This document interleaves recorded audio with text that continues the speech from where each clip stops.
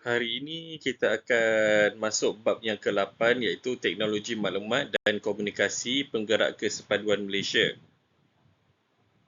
So, apa yang kamu akan pelajari pada hari ini adalah, yang pertama sekali adalah konsep hubungan manusia dan teknologi, yang kedua adalah ICT tapak pengukuhan kesepaduan nasional dan yang ketiga adalah adab dan etika pengguna ICT. Adab dan etika penggunaan ICT kelas. So sedar atau tidak, peranti yang ada di tangan anda sekarang ni, aplikasi yang anda buka setiap pagi dan platform media sosial yang anda gunakan hari ini bukan sekadar alat komunikasi biasa, tapi dalam konteks kita punya kita punya kursus ni, bab 8 ni, teknologi maklumat dan komunikasi penggerak kesepaduan nasional ni, So, kesemua teknologi ni sebenarnya mempunyai peranan makro yang sangat besar sebagai ejen pembina atau sekiranya kita lalai, boleh jadi ejen pemusnah pula. So, kesepaduan nasional negara kita ni sebenarnya bergantung kepada kita. So, jadi kalau kita gunakan dengan betul, teknologi yang kita ada sekarang ni, media sosial yang kita ada sekarang ni, contoh macam Facebook, Instagram, TikTok dan sebagainya. So kalau kita gunakan dengan betul, dia akan membentuk kesepaduan nasional. Tapi kalau kita gunakan dengan cara yang tidak betul, ia akan memporak-porandakan negara. So semua tu adalah dengan kita lah, di dalam tangan kita, So sebelum kita pergi lebih jauh, mari kita teliti dahulu bab ini, apakah sebenarnya yang kita akan pelajari, So yang pertama sekali kita akan belajar tentang apa ni hubungan manusia dengan teknologi, kemudian kita akan belajar tentang tapak pengukuhan kesepaduan nasional dan yang ketiga kita akan belajar tentang adab dan etika pengguna ICT. So sebagai kita sebagai rakyat Malaysia, kita wajib memahami bahawa pembinaan kesepaduan nasional sekaligus membentuk peradaban majmuk di bumi Malaysia, yang mana ianya sangat dipengaruhi oleh perkembangan teknologi semasa. So kita berbicara tentang era information and communication technology ataupun ICT, yang terjelma dalam bentuk internet, aplikasi digital, Kalau kita tengok macam tadilah yang saya sebutkan tadi, Facebook, Instagram, TikTok dan sebagainya, yang mana ianya menguasai kehidupan seharian kita, So jadi teknologi telah menular dengan sangat pantas dalam setiap lapisan masyarakat, merentas sempadan generasi, iaitu generasi yang kita tengok sekarang ni, ada Gen Y, Gen Z, Gen Alpha dan sebagainya, kemudian dia merentas sempadan geografi, maupun latar belakang kaum dan sebagainya lah. Tetapi di sinilah letaknya satu cabaran sosiologi yang amat besar untuk kita renungkan bersama. Di satu sudut, ICT sememangnya merapatkan jurang komunikasi yang dahulunya jauh. Namun di sudut yang lain, tiada satu institusi tunggal di peringkat sejagat yang benar-benar mampu mengawal perkembangan ini secara mutlak. So jadi keadaan ni akhirnya dia menjadikan dunia digital kita ni seumpama sebuah digital jungle, ataupun rimba digital, sebuah kawasan belantara yang sangat luas tanpa sempadan dan bebas diteroka tanpa kawalan tegar. Akibatnya, ICT ni boleh menjadi kawan dan ia juga boleh menjadi lawan. So dia boleh membantu kita ataupun dia boleh merosakkan kita. Ia boleh memberi impak positif dan juga dalam pada masa yang sama dia boleh juga memberi impak yang negatif kepada kita. So kita ni sebenarnya mempunyai kuasa untuk membina peradaban, tetapi ia juga mempunyai kekuatan untuk menghancurkan dalam sekelip mata. So jadi ICT ni ataupun teknologi kita ni, media sosial kita ni, sebenarnya dia boleh membina peradaban. Tapi ialah dia macam kalau kita gunakan dengan cara yang baik, dia boleh membina peradaban. Kalau kita gunakan dengan cara yang tak baik, dia boleh menghancurkan peradaban tu dalam sekelip mata sahaja.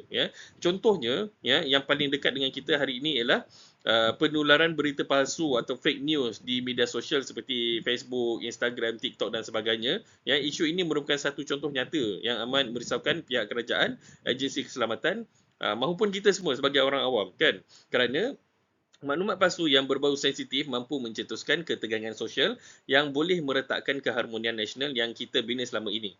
Oleh sebab itu, ya, kefahaman yang mendalam mengenai etika dalam penggunaan ICT yang tidak bercanggah dengan nilai peribadi di Malaysia sangat diperlukan oleh semua pihak.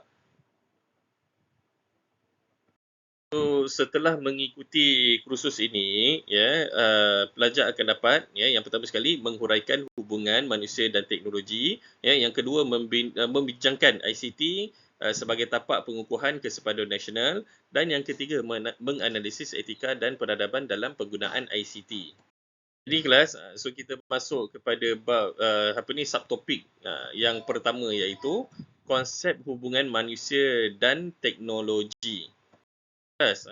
So jadi hubungan manusia dengan teknologi ni ada 3 jenis hubungan. Hubungan yang pertama adalah technological determinism, ya, di mana evolusi teknologi ni bersifat tersendiri. Ya, teknologi ni sebenarnya mencorakkan masyarakat.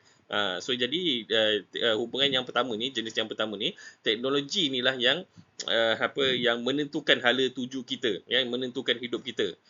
So jadi teknologi ni dia bersifat berevolusi, ya. Dia sifatnya berevolusi secara sendiri.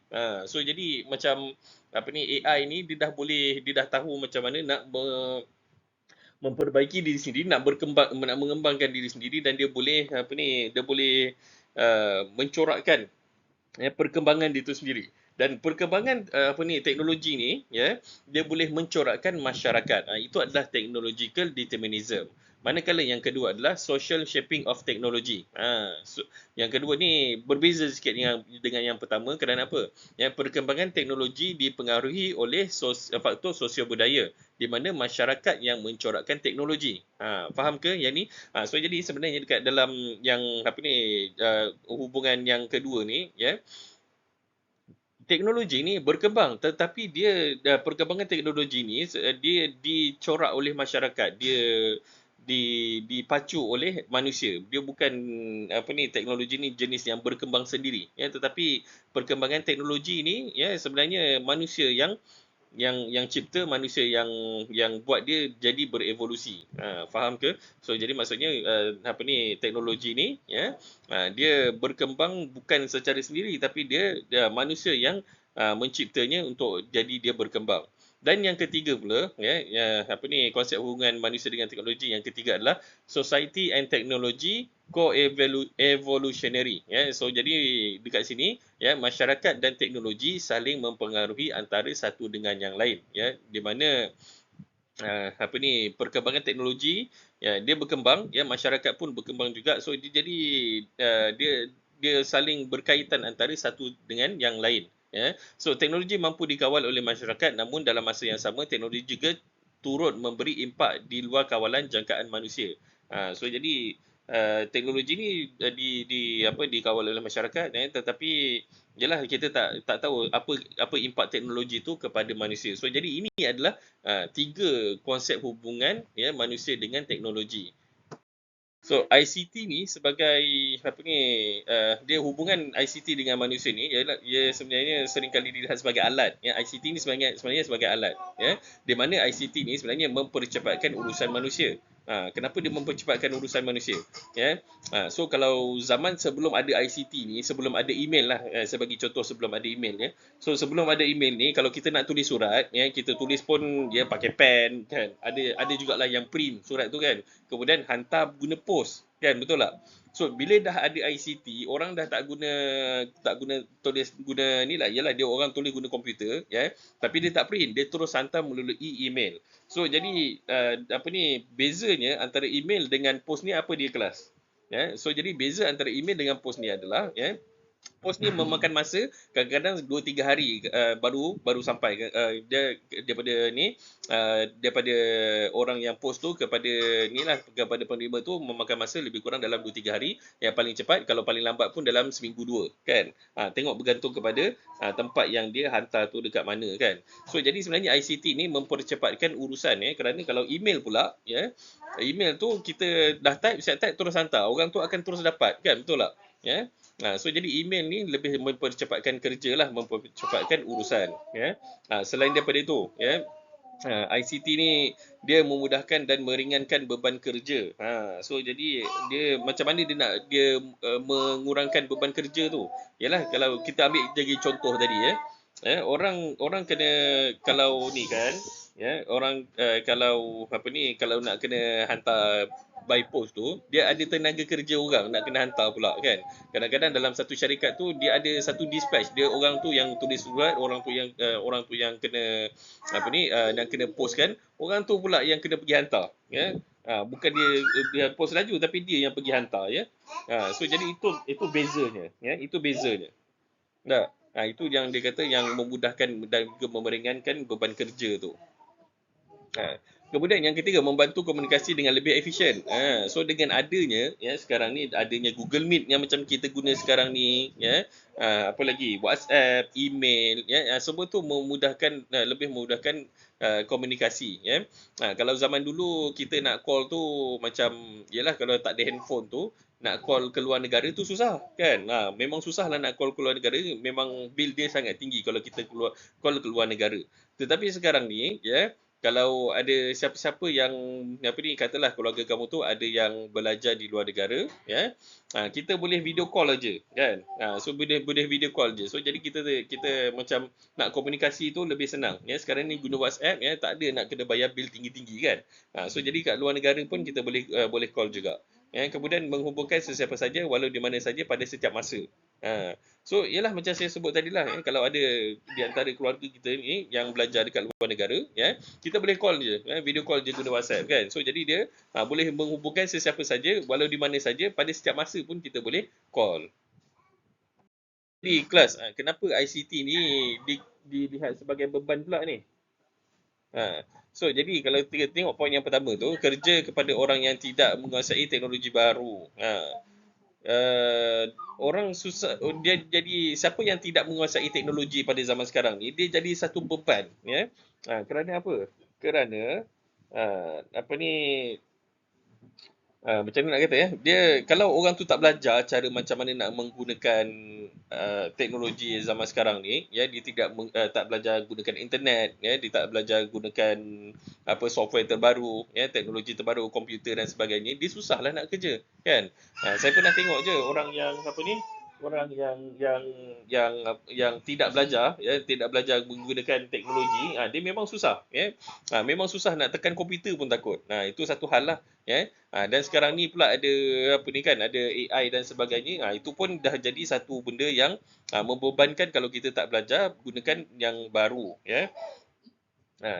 So lagi satu masalah sekarang ni, ya, apa ni, company sekarang ni dia bergerak ke arah cashless. So jadi, ya, dia punya apa ni,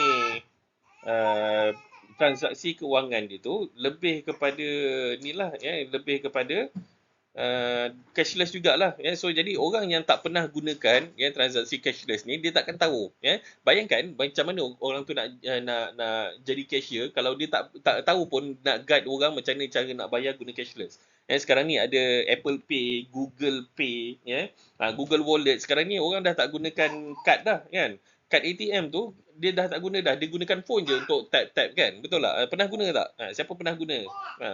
Kalau pernah guna, baguslah, ya, dia dah update dengan teknologi. Dan sekarang ni dah tak guna dah, ataupun kalau tak guna apa, tak guna kad, guna phone pun dia boleh gunakan QR kan. Ada guna QR, ya. Kalau di Sarawak kita ada apa ni, SP Global, ya.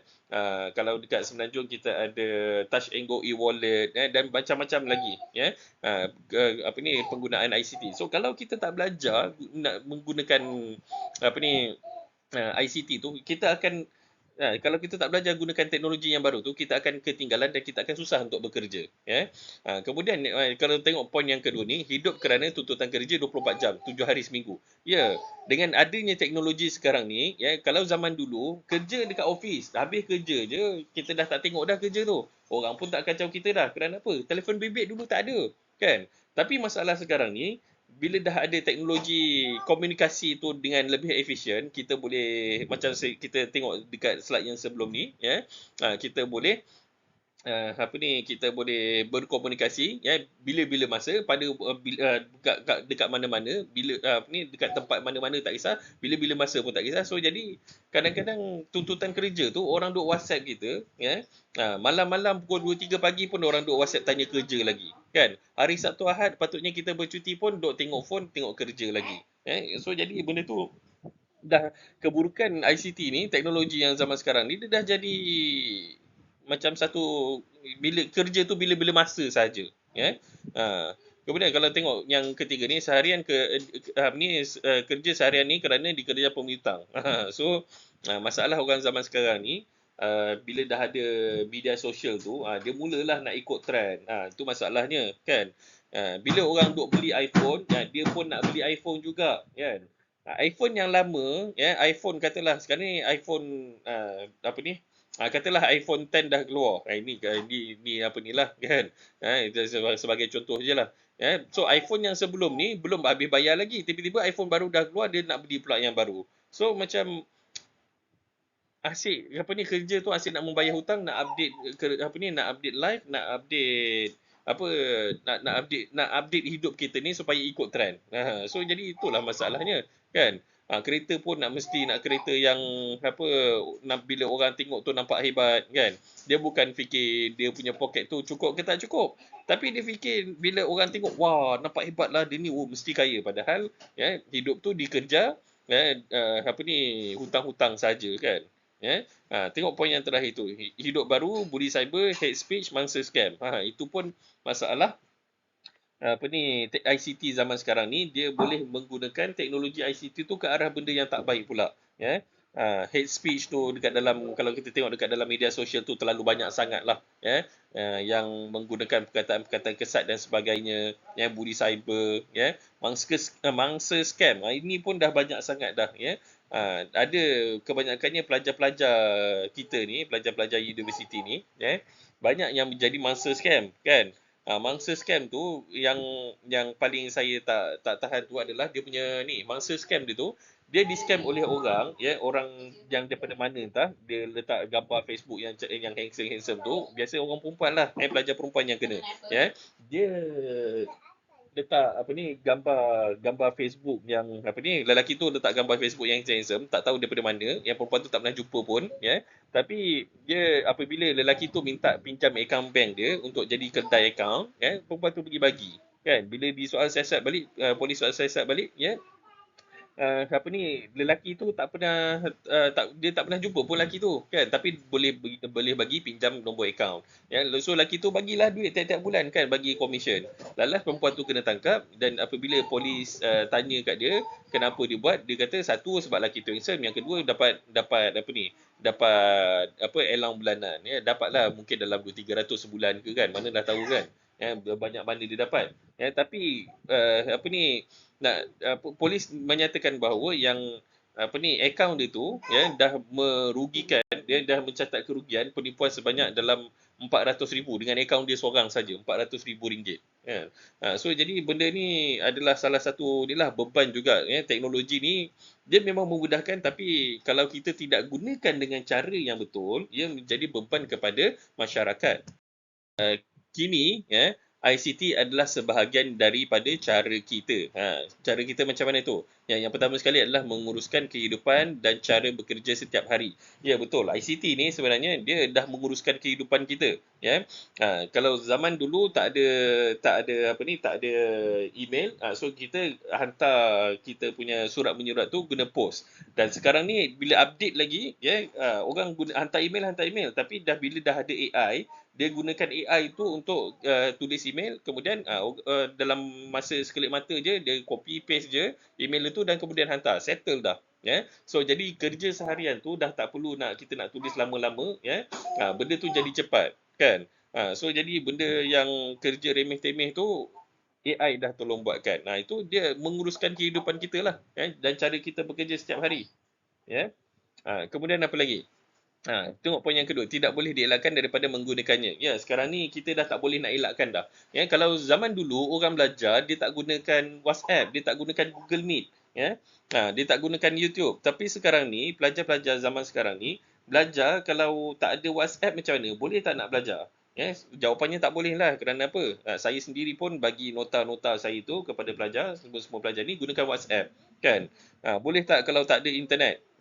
Tak boleh. Kerana apa? Nak tanda kehadiran pun kena gunakan UFuture. Kalau tak ada internet tak boleh login dalam UFuture. Kan? So, dia adalah sesuatu perkara yang tidak boleh dielakkan. Dia satu perkara yang tidak boleh dielakkan kerana apa? Kerana penggunaan ICT ni memang dah berleluasa dan dia dah dikira sebagai peringkat daruriah. Kalau tak ada tu tak boleh nak lulus, kan? Okey, so poin yang ketiga, tengok dekat bawah ni poin yang ketiga, melatih masyarakat menggunakan teknologi sebagai sebahagian proses tadbir urus dan pembangunan negara. So jadi apabila ICT ni adalah sebahagian daripada kita, so kita kena latih masyarakat supaya menggunakan teknologi ni, dia sebenarnya sebagai satu proses tadbir urus. Dia bukannya penggunaan yang sia-sia, tapi dia nak menggunakan sebagai satu tadbir urus. Janganlah gunakan ICT tu untuk buang masa, asyik scroll Facebook, scroll apa lagi, TikTok, Instagram, itu dia kena buang masa. Tapi jadikan dia sebagai satu tadbir urus. Nak gunakan Facebook boleh, tapi gunakan Facebook ni sebagai satu alat medium komunikasi yang berkesan kepada masyarakat. Contohnya, kalau kita ada bisnes kan, so macam mana kita nak iklankan bisnes kita? Gunakan Facebook, gunakan TikTok, gunakan Instagram dan sebagainya, kan? Itu pun adalah salah satu benda yang memudahkan kita. Janganlah guna Facebook tu untuk bangsa, tapi guna Facebook tu untuk bekerja. Itu kan salah satu benda yang bermanfaat. Kemudian yang seterusnya, yang terakhir adalah untuk menguruskan urusan kewangan dan jual beli kita. So jadi ICT ni nak menguruskan kewangan kita dan jual beli kita. Macam mana dia nak uruskan? So jadi siapa yang sekarang ni gunakan cash lagi, itu dah kira dah ketinggalan zaman dah. Sekarang ni orang go further, go for cashless dan go for app yang dekat dalam handphone ni kan. So jadi bila kita gunakan app, contohnya app Maybank to you ni kan, Maybank, app Maybank lah, Maybank yang app Maybank tu, so dekat dalam tu, apabila kita belanja, dia akan senaraikan dan dia akan tunjuk kita punya peratusan dekat mana yang kita banyak gunakan duit. So dari situ kita tahu sama ada kita gunakan duit kita tu ke arah yang betul ataupun tidak, kan? So kat mana yang kita belanja duit kita tu, kebanyakannya semua akan dirumuskan dekat dalam app tu. Kalau dekat dalam app Maybank ada, so bank-bank lain pun sebenarnya ada, kan? So jadi dia mudah untuk kita uruskan kewangan. Kalau kita nak berjimat pun kita tahu dekat mana kita nak potong. Kalau katalah bulan ni belanja banyak dekat grocery, so jadi bulan depan kalau grocery tu tak apalah, kan, sebab benda tu diperlukan, kan. Tapi kalau bulan depan tengok belanja banyak pergi ke tengok wayang lah dan sebagainya. So macam mana nak jimat? Kurangkan pergi tengok wayang tiap-tiap bulan, kan. So jadi dia sebenarnya teknologi ni dia lebih kepada memudahkan dan juga menguruskan kita punya keuangan. So jadi tapi janganlah sampai tak boleh nak elak, tak boleh nak urus pula. Mentang-mentang semuanya dah boleh beli online, TikTok dan sebagainya, gunakan kredit card pula untuk beli online, kan. Tak habis-habis duduk rumah je dah boleh beli macam-macam. Tahu-tahu sampai je barang, sampaikan bil kredit card melambung-lambung sampai tak dapat nak bayar. Sekarang ni nak shopping dah tak perlu nak duduk dekat, dah tak perlu nak jalan ke pasar raya, penat-penat jalan dah. Tengok scroll aja, kan. Tengok dekat dalam Shopee tu ada apa, tengok dekat dalam apa lagi, Lazada tu ada apa, kan. Tengok dekat dalam Temu tu ada apa, banyak lagi lah platform-platform e-commerce yang kita ada sekarang ni, itu pun dah memudahkan kita untuk membeli belah. Cuma jangan sampai terlalu boros sampai dah tak boleh kawal dah, kan. Zaman dulu nak beli makan kita kena pergi restoran untuk cari makan, tapi sekarang ni kita tengok je dekat dalam Grab Food, Food Panda, apa lagi yang ada, Bekal lah dan sebagainya, benda tu dah boleh beli dah. Even Shopee pun dah ada Shopee Food dah sekarang ni, kan. Semuanya memudahkan, tapi jangan sampai kita terlebih belanja dan dikira sebagai berboros pula, dan akhirnya menjerat kita seperti yang saya sebutkan tadi, dah menjerat kita sampai banyak sangat bil-bil yang kena bayar. Okey, so kita pergi pula kepada slide yang seterusnya. Kalau tengok kat sini, ICT kini muncul dalam pelbagai bentuk app, social media dan model perniagaan baru. So, jadi di mana kita? IR 4.0 menakutkan kita ataupun warnai kehidupan baru kita. So, jadi kat mana kita kelas?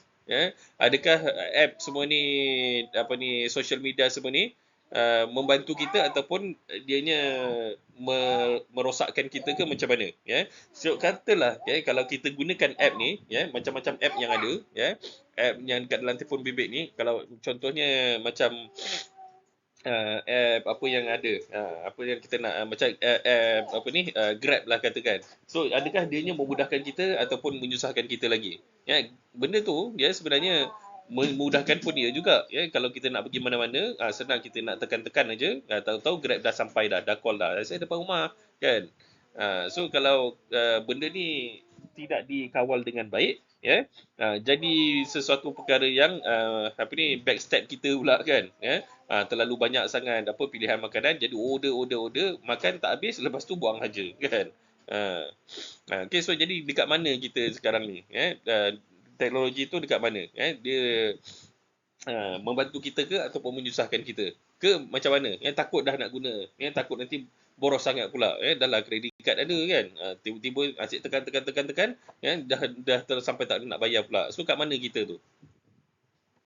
So kita pergi kepada subtopik yang seterusnya 8.2 iaitu ICT tapak pengukuhan kesepaduan nasional. Yang kita perlu pelajari dalam topik 8.2 ini adalah kita perlu pelajari tentang cara bertutur, cara berkongsi, cara menasihat, cara berdebat, cara menonjolkan diri, cara meletak gambar, cara berbudi, cara menghormati orang tua, cara menyayangi orang muda, cara menyantuni etnik berbeza, cara hidup normal sebagai manusia dan cara menguruskan privasi diri, dan lain-lain lah yang kita perlukan, kita fikirkan, macam kita fikir benda tu perlulah.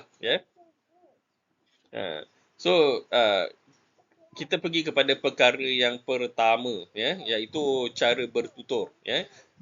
So jadi penggunaan ICT ni, kita tak boleh nak lari daripada cara kita bertutur dalam ICT, betul tak?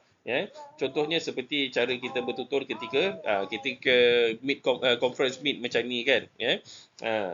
So apa sebenarnya yang cara yang terbaik untuk kita bertutur? Cara yang terbaik adalah kita bertutur dengan cara menghormati orang lain. Bukanlah kalau kita bertutur dekat dalam alam maya ni, kita boleh bertutur dengan cara yang kasar. Mentang-mentang lah kau tak ada dekat depan tu, boleh cakap dengan cara yang sangat kasar. Itu adalah satu perkara yang tidak boleh dilakukan lah. Okey. So jadi kemudian cara berkongsi pula. Yes, kita boleh berkongsi tapi janganlah semua benda kita nak kongsi kan. Kerana apa? Kerana maklumat-maklumat yang kita kongsi tu kadang-kadang orang boleh gunakan untuk membuat satu perkara yang tak elok kepada kita. Contohnya, kita pergi melancong lah kan. Orang tengok kita punya ni dekat media sosial, kita pergi melancong. So jadi kita mesti nak bila sampai je terus post. Sekarang ni saya berada di Bali, sedang melancong bersama keluarga kan. So jadi apa orang akan guna? So bagi orang yang tahu rumah kamu tu dekat mana, dia akan gunakan kesempatan untuk pecah masuk rumah pada ketika masa kamu pergi melancong tersebut. So jadi benda tu dia nak berkongsi tu boleh, tetapi kena ada batasnya, kena ada tahu cara macam mana nak berkongsi kan. Yes, kita boleh berkongsi, tapi jangan terlalu melampaui batas sangat. Kemudian itu sajalah, mungkin kita nak berkongsi pandangan, itu tadi berkongsi pengalaman. Kalau berkongsi pandangan pula macam mana.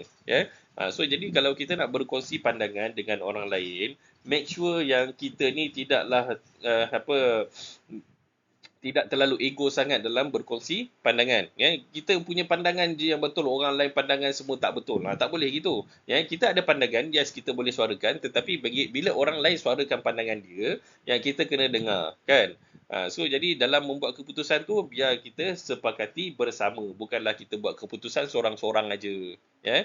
So itu cara berkongsi pandangan. So jadi banyak lagi lah cara-cara kita nak berkongsi tu Okey, seterusnya kalau kita tengok yang yang ketiga adalah cara menasihat.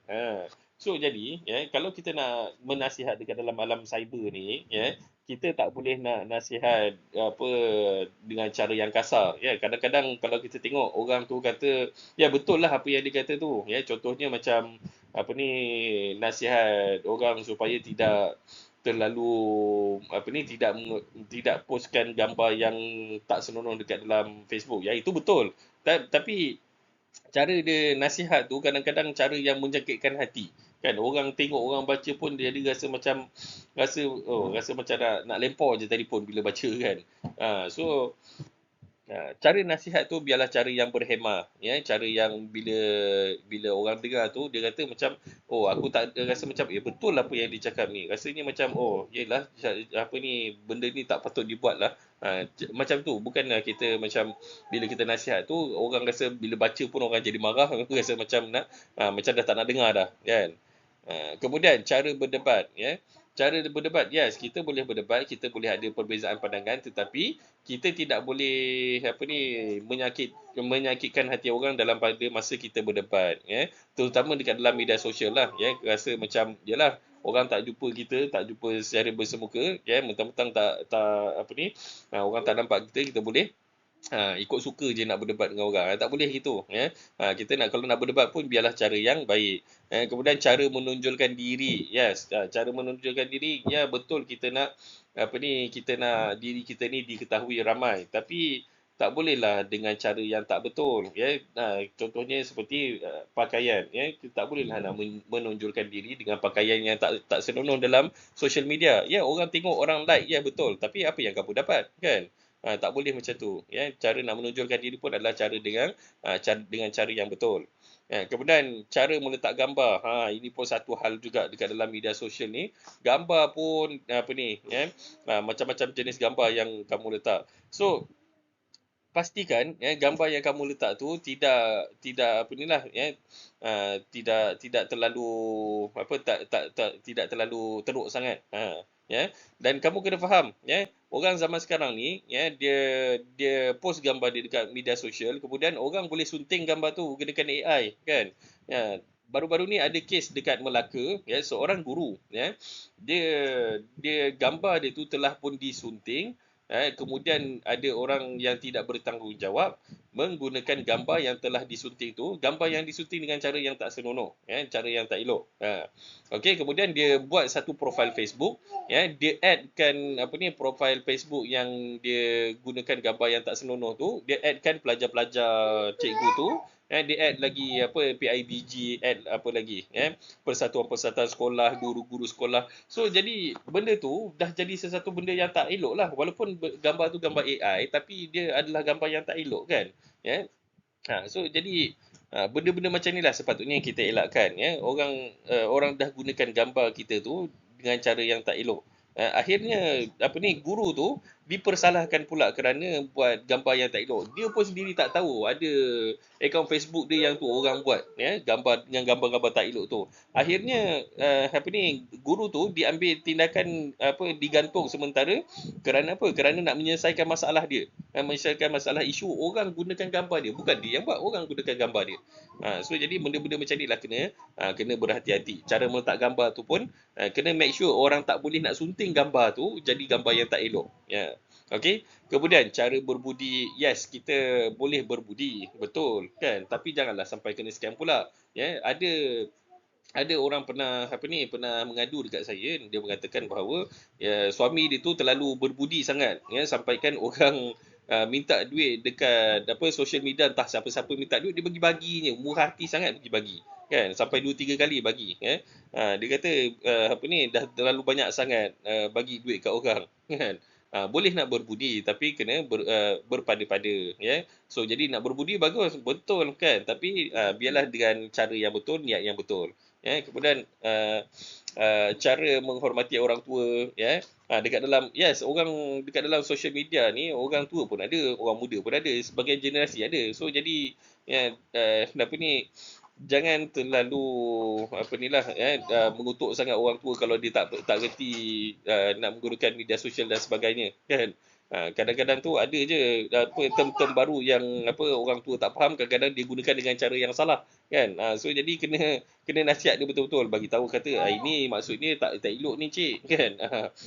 So kena betulkan lah ya, tapi tegur dengan cara yang sangat berhemah dan menghormati orang tua ya.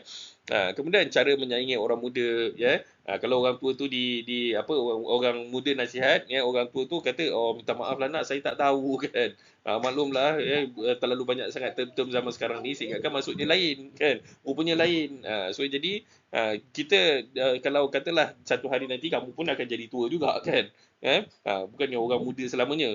So jadi kalau katalah ada orang tegur, orang muda tegur kamu macam tu, kata terima kasih kan kerana menegur, janganlah apa pergi marah pula orang tu ya. Kemudian cara menyantuni etnik yang berbeza, ini pun satu perkara yang sangat penting ya. Jangan mention tentang perkara-perkara sensitif, terutama bab-bab warna kulit kan, ataupun bab-bab bentuk tubuh badan ke, yang kata jangan apa kamu ni gemuk lah apa, itu jangan ya. Etnik apa lagi bentuk badan, itu semua jangan dimentionkan dekat dalam social media ya, takut nanti benda tu akan jadi pergaduhan pula ya. So kemudian cara hidup normal sebagai manusia dan cara mengurus privasi diri. Ini zaman sekarang ni cara hidup orang ni dah macam tak berapa nak betul sangat kan. Dia dah tak pandai macam mana cara nak mengurusi privasi diri sendiri. Habis semuanya benda nak di apa ni dicanangkan dekat dalam social media. Habis semua ditunjukkan kat social media. Kadang-kadang ya, benda-benda yang tak sepatutnya di sharekan dekat dalam social media tu jangan di-sharekan ya. Tapi sekarang orang zaman sekarang ni hal-hal perkahwinan semua nak di-sharekan dekat dalam social media. Tak boleh kan. Benda tu biarlah ahli keluarga saja yang tahu, kamu kalau keluarga yang tu saja yang tahu. Jangan bagi apa ni bagi tahu seluruh dunia tentang perkahwinan kamu tu. Jangan ya. Okey. So jadi ini adalah satu apa ni perkara-perkara yang perlu difahami dan juga perlu dipelajari di dalam apa ni aktiviti social media ataupun ICT ni ya. Perkara ni tadi saya dah sebutkan dalam apa ni benda-benda yang kita cara belajar cara-cara penggunaan ICT tu saya dah sebutkan. So salah satunya inilah ya, penggunaan media sosial mengganggu sensitiviti etnik dan juga agama ya. Terlalu banyak sangat apa ni orang gunakan media sosial ni untuk membuat provokasi ya, provokasi yang tak sepatutnya ya.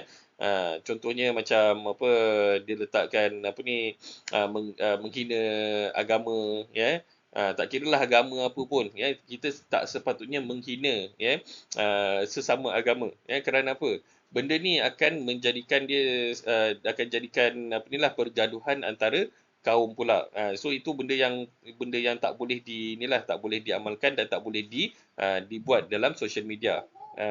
Tak kiralah apa jua apa ni pengalaman kamu dengan agama yang lain ya, kamu tak boleh nak apa memburuk-burukkannya dekat dalam social media. Kalau katalah apa ni kesalahan tu berkaitan dengan agama, tak perlu diburukkan kat dalam social media, tapi apa yang kamu boleh buat adalah dengan cara ambil tindakan undang-undang. Katalah dia apa yang dia buat tu menyalahi undang-undang, ambil tindakan undang-undang, bukannya pergi canang dekat dalam media sosial kan ya. Benda ni kita kena berhati-hati kerana apa, dia melibatkan sensitiviti antara kaum. So jadi macam mana kita nak mengaplikasi ICT ni secara bijak kelas? Ada apa-apa ni cadangan ya. So jadi apa yang kita boleh buat adalah kita gunakan ICT ni dengan cara yang baik ataupun dengan cara yang mana ianya boleh memberi manfaat kepada kita. Saya bagi salah satu contoh lah ya, yang gunakan ICT ni dengan cara yang bijak ya. Contoh yang apa ni yang biasa orang gunakan sekarang ni adalah yang menggunakan ICT tu sebagai sumber pencarian rezeki ya. So jadi dia gunakan medium social media ni untuk mempromosikan dia punya perniagaan, boleh memviralkan perniagaan dia. Itu satu perkara yang bagus lah tu kan ya. Dia nak mencari rezeki ya, cari rezeki dengan cara yang baik ya, dia viralkan dia punya perniagaan. Itu adalah salah satu cara penggunaan ICT yang bijak.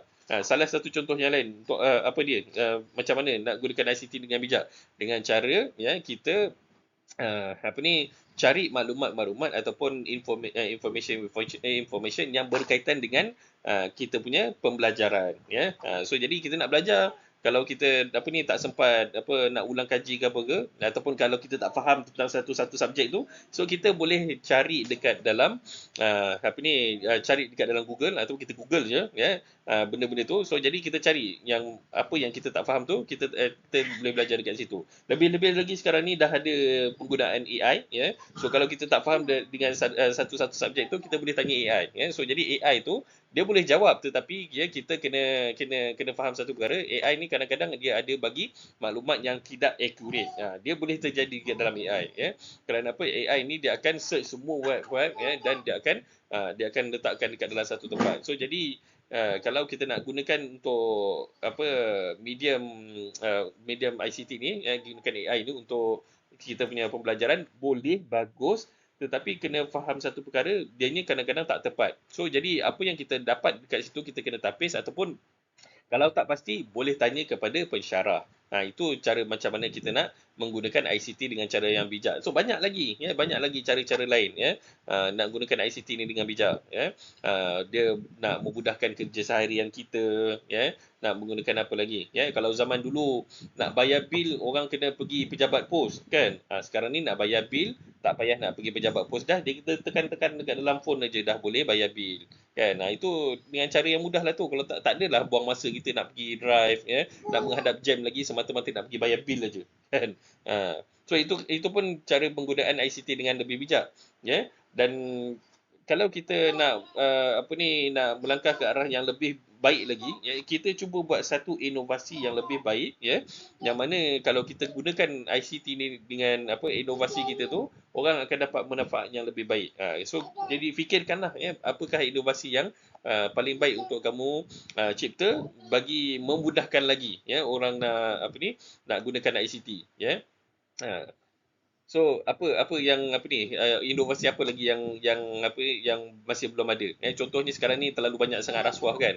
So apakah cara yang paling baik yang kamu gunakan ICT ni untuk kamu dapat detect rasuah-rasuah tu, ya, dah bagi macam memudahkan kerja lagi. So jadi orang yang yang terima rasuah, ambil rasuah ni semua dah tak berani dah.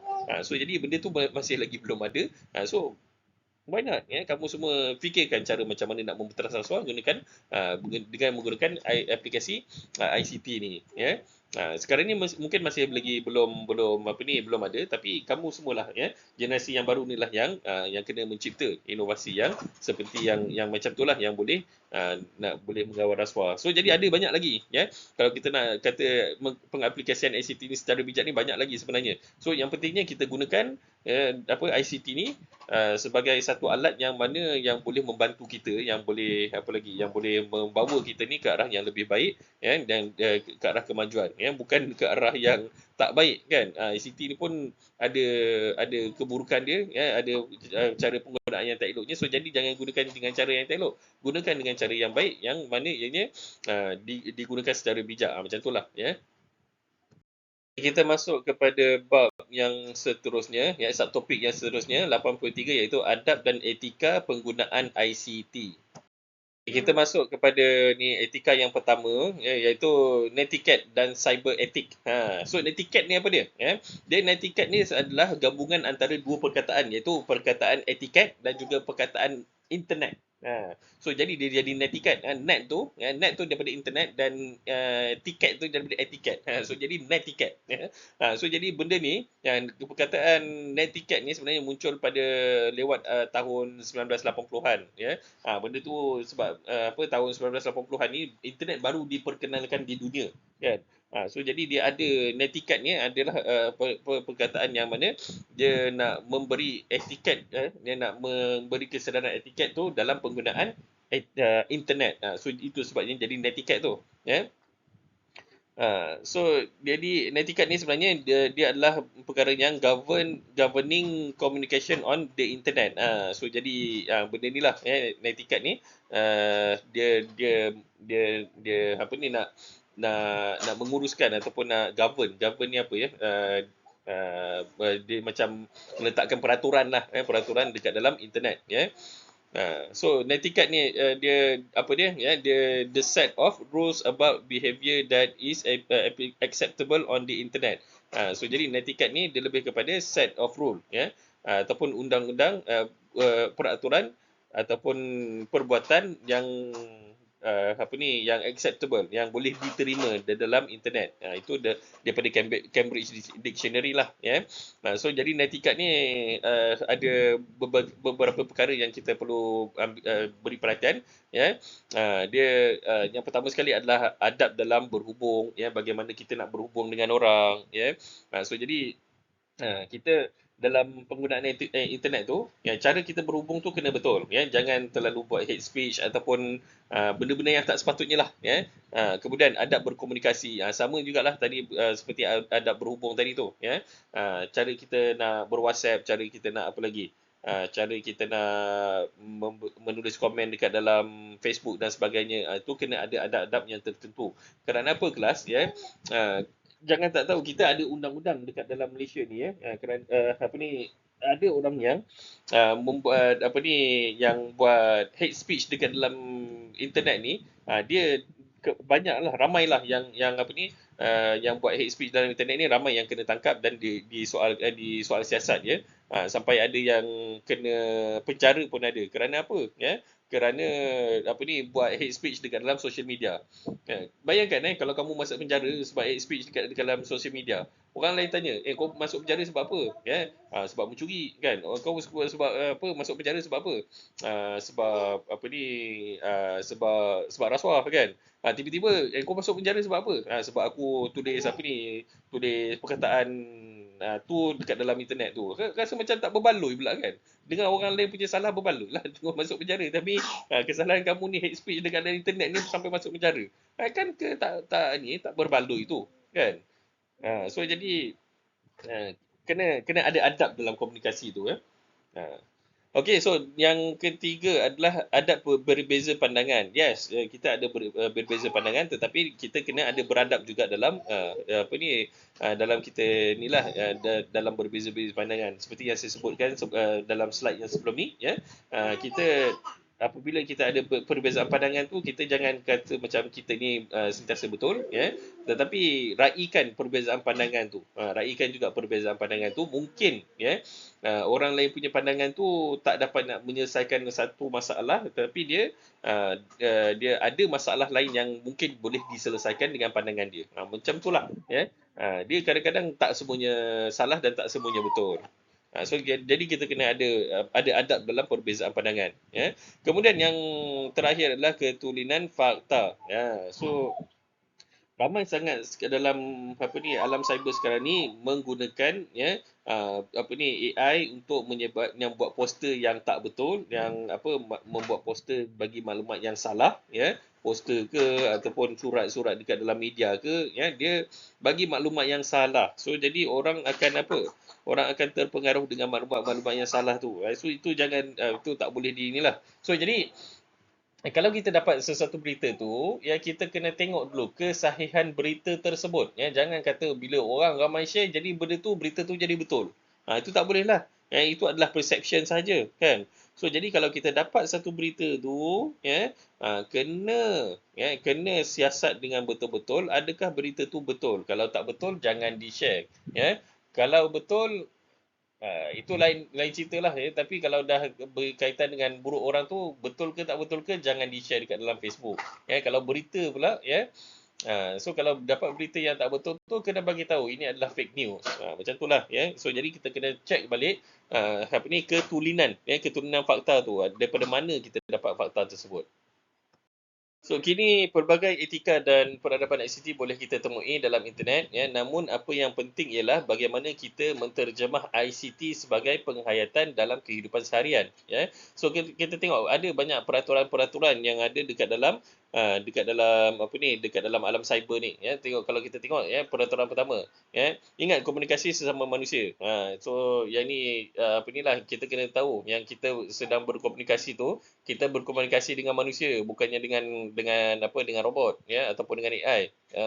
So kalau komunikasi dengan AI tu lain lah kan. Itu suka hatilah nak cakap apa pun. Tapi kita kalau berkomunikasi dengan manusia tu, kita kena ingat lah yang gini ya, sebenarnya kita ni berkomunikasi dengan manusia. So jadi jangan terlalu apa ni lah, jangan sampai menyakitkan hati orang ya. Jangan buat benda-benda yang tak sepatutnya lah ya. Kemudian peraturan yang kedua, ikut pawai kelakuan online seperti yang anda ikuti dalam kehidupan sebenar. So jadi dekat dalam dekat dalam social media ataupun rangkaian internet ni ya, kalau kamu nak berkomunikasi ya, berkomunikasilah dengan cara macam mana kita berkomunikasi dalam alam yang sebenar ya. Tapi kalau dah alam yang sebenar pun kamu duk cakap tak semengah je, cakap pakai main lepas je. So jadi dekat dalam ICT janganlah buat gitu ya. Dan apabila cakap sesama manusia pun tolong jangan buat begitu juga ya. Jangan terlalu terlalu apa orang kata jangan terlalu bersikap kurang ajar sangatlah ya. Tak kira lah dekat dalam alam maya ke ataupun secara face to face ya. Peraturan ketiga ya, ketahui di mana anda berada di dunia cyber. So jadi kena pastikan dekat mana sebenarnya kita ni dekat dunia cyber ya. So kita sebagai seorang so jadi kena pastikan ya, supaya kita ni tidak menipu ataupun tidak ditipu ya. Kemudian yang keempat adalah hormati masa orang lain. Ini pun penting juga ya. Janganlah bila dah ada WhatsApp tu, aplikasi WhatsApp tu yes memudahkan kita untuk berkomunikasi dengan orang lain. Tapi janganlah gunakan WhatsApp tu untuk WhatsApp orang sampai pukul 2-3 pagi kan. Pukul 2-3 pagi orang nak tidur, janganlah kau pergi call dia pula time-time macam tu ya. Call tanya, kerja ni dah siap belum? Kan. Memang nak kena lempang lah kalau gitu, pukul 2-3 pagi dok call ya. Jadi kita tengok etika yang kelima ataupun peraturan yang kelima, iaitu membetulkan niat dan keikhlasan dalam menggunakan ICT dan tujuan-tujuan yang tidak menyalahi syariat dan undang-undang. So jadi dalam penggunaan ICT ni ya, kita kena gunakan dengan cara yang ikhlas ya. Jangan ada niat-niat yang tak baik ya. Jangan gunakan dia dengan menyalahi undang-undang pula ya. So jadi kalau kita berkawan dekat dalam internet tu, yes kita boleh berkawan, niat ikhlas untuk berkawan ya. Jangan ada niat yang udang di sebalik batu pula ya. Jangan buat perkara-perkara yang menyalahi undang-undang, jangan jadi scammer ya. So jadi benda-benda ni kena diberikan perhatian ya, kena buat dengan niat yang betul ya, dan tak menyalahi undang-undang syariat ya, undang-undang negara ya. Jangan menyalahi syariat tu macam mana tidak buat perkara-perkara yang tak elok lah dekat dalam dalam cyber kan ya. Sebab sekarang ni dah banyak sangat dah app-app yang aplikasi-aplikasi yang tak elok ya kan. So jadi itu dah menyalahi syariat pula kan.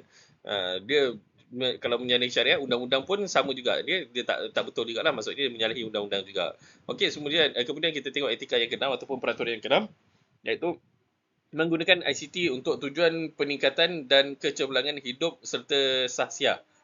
So jadi kita gunakan ICT ni ya untuk menjadikan kita lebih baik kan. Contohnya seperti gunakan ICT ni untuk memudahkan kita belajar ya, untuk memudahkan kita mencari rezeki, untuk memudahkan kita mengembangkan perniagaan, untuk memudahkan kita apa lagi ya, untuk memudahkan kita membuat perkara yang ni lah ya, menguruskan kehidupan harian dengan baik ya, dan banyak lagi lah. So jadi gunakan ya, gunakan ICT ni untuk kecemerlangan hidup ya, bukannya untuk main-main aja kan. Masalah orang zaman sekarang ni gunakan ICT untuk main ni banyak. Okey, so jadi kita tengok etika yang ketujuh ataupun peraturan yang ketujuh, iaitu menapis maklumat dan menerima maklumat yang benar dan sahih sahaja.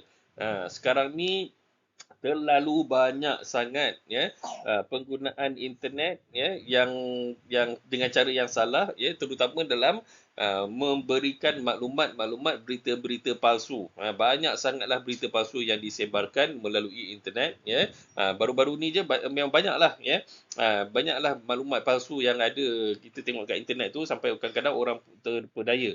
Ya, ada satu kisah yang ya, kisah seorang pasangan orang tua ni, dia tengok ada orang buat shooting video dekat dalam internet menggunakan AI ya, dalam satu kawasan tu ya. dia tak ada pun ya, kawasan yang dulu dia kata tak ada kawasan peranginan, tiba-tiba dia tengok ada cable car pula dekat situ kan. Macam mana boleh ada cable car kat situ? Jadi dia pun orang makcik-makcik tu pun terpedaya dengan video yang orang syuting dekat dalam social media dengan menggunakan AI tu. So dia pun pergilah dekat kawasan tu, dia bila tengok-tengok tak ada pula apa ni kan. Tak ada pula cable car yang dia nak naik tu. Ingatkan ada cable car kat situ. So dia tanya kat orang sekeliling tu, mana tempat video ni? Tak, ini cik orang tu apa ni edit video guna AI kan. Dah kesian dah makcik-makcik tu. So jadi kena ni lah, kadang-kadang orang yang yalah orang tua-tua kan, kadang-kadang dia tak tahu yang orang boleh sunting video guna AI kan. So jadi inilah yang kita satu jangan jangan jangan apa ni jangan menyebarkan berita palsu ya, jangan menyebarkan benda-benda yang palsu, terutama apa macam tadi itulah. Ya betul niat dia saja-saja nak buat konten tapi dah menyusahkan orang kan, dah mengelirukan orang lain.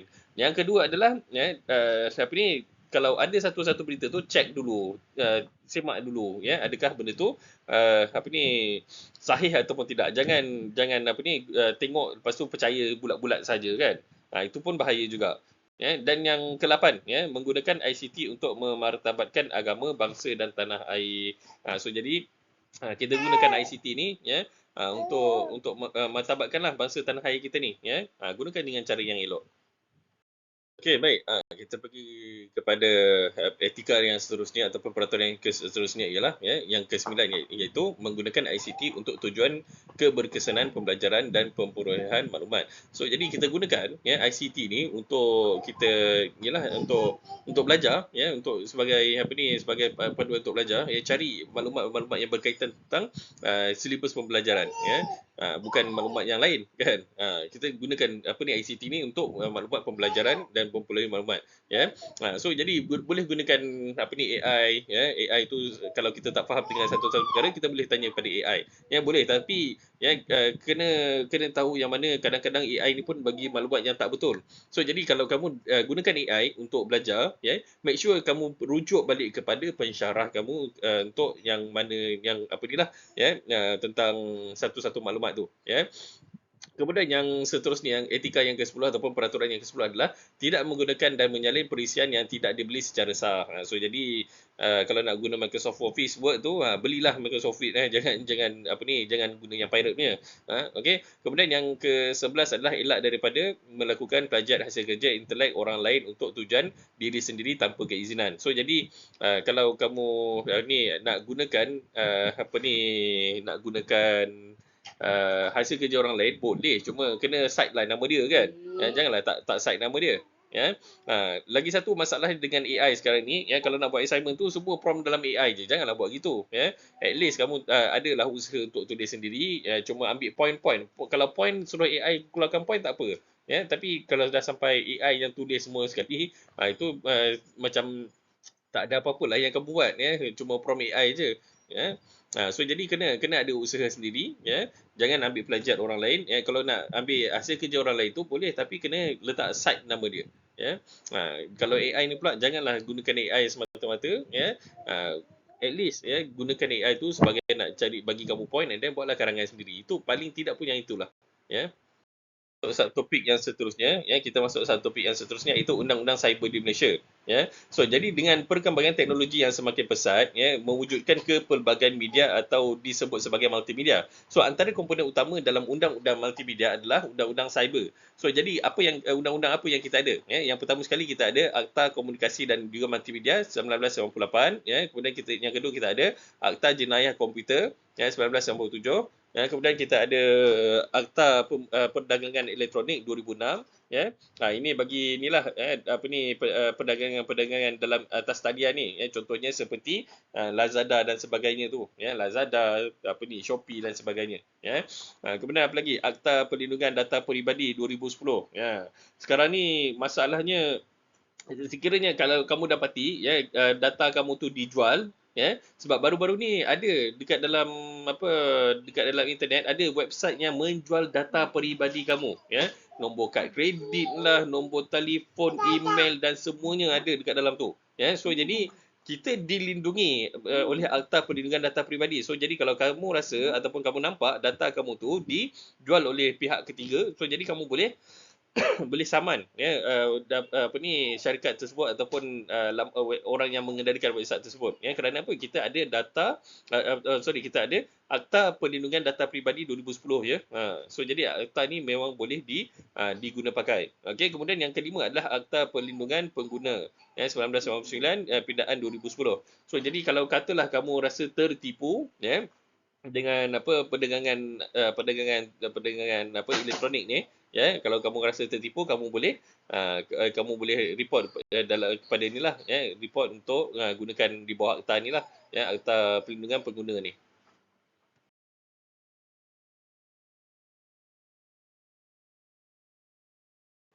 Secara kesimpulannya, ya, pembinaan kesepaduan nasional Malaysia amat dipengaruhi oleh perkembangan teknologi semasa, iaitu Information Communication Technology. Ia terjelma dalam bentuk internet, aplikasi digital, Facebook, Instagram dan pelbagai lagi tapak digital. Penggunaan bagi teknologi, khususnya warganet, ya, tidak membadai hanya mengetahui etika di alam cyber, ya, yang kita sebut tadi, netiquette tadi, ya, namun perlu menjadi pengguna yang beretika. Ya, warganet perlu bijak dalam menggunakan ICT bagi membolehkan diri memperoleh manfaat secara optimum dan terhindar daripada mudaratnya ya. So sampai sini saja ya kelas kita ya. So jadi sekiranya ada apa-apa soalan boleh ditanyakan dekat dalam grup WhatsApp ya. Sekian, terima kasih.